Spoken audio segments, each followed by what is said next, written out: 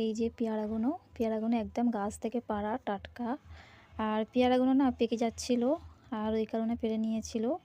তো দেখো বন্ধুরা, আমি আমার ননদ আর আমার হাজব্যান্ড সবাই মিলে এখন খাচ্ছি। তো আমি এখানে পেঁয়াজ লাল করে নিয়েছিলাম আর ঝালের গুঁড়া হলুদের গুঁড়া দিয়ে সুন্দর করে কষিয়ে নিয়েছিলাম। তারপরে আমি আলুটা ভেজে রেখেছি। তো বন্ধুরা দেখো, এই যে সোয়াবিনটা রান্না হয়ে গেছে আর কত সুন্দর হয়েছে দেখো, একদম তেল তেল মানে ওপরে উঠে আছে।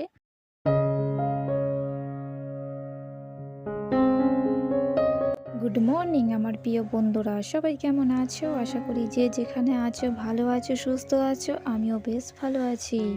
আজকে আবার একটা নতুন ব্লগ নিয়ে হাজির হয়ে গেলাম তোমাদের কাছে। আশা করব প্রত্যেক দিনের মতো আমার আজকের ব্লগটা তোমাদের খুব ভালো লাগবে, তাই ভিডিওটা না টেনে টেনে সম্পূর্ণ দেখার অনুরোধ রইল।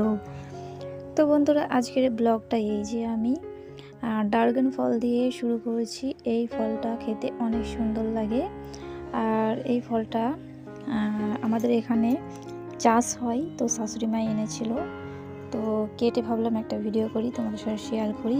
আর এর কালারটাও কিন্তু অনেক সুন্দর। এর খাওয়ার থেকে মানে কালারটা আমার বেশি পছন্দ।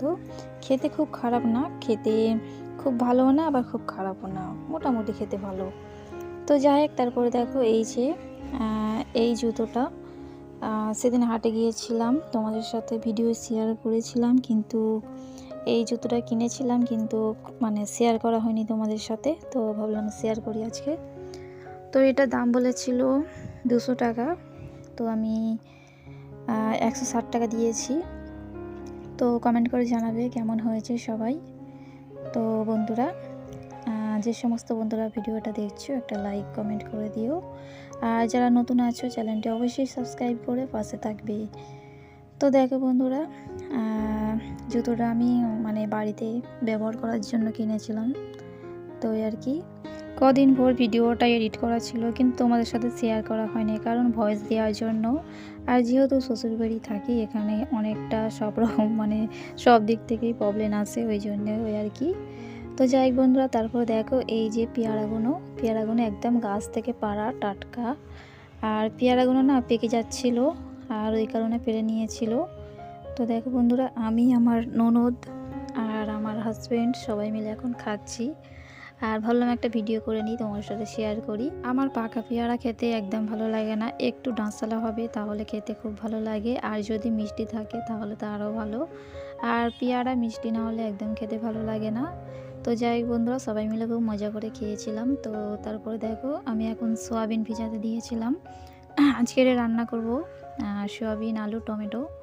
সোয়াবিন খাওয়া এমনিতেই ভালো আর স্বাস্থ্যের পক্ষে খুবই ভালো, তো সেই কারণে ভাবলাম সোয়াবিন রান্না করি আজকের।